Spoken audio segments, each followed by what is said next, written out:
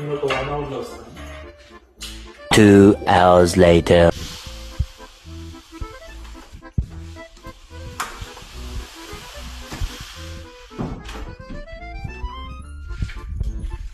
One అవర్లో వస్తా అన్న 2 hours అయిందేంటి? 1 hour ఆ వర్క్ అయిపోయింది, కానీ ఇంకొక వర్క్ వచ్చి టైం పట్టింది.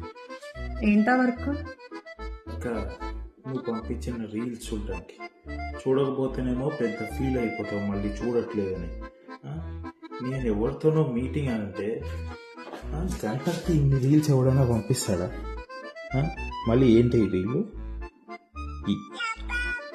యపాప అని నేను చూడాలి. ఇప్పుడు వేరే వాళ్ళతో మాట్లాడుతుంటే యపాప అని చూడాలా నేను? దీనికోసమే 2 గంటలు పట్టింది.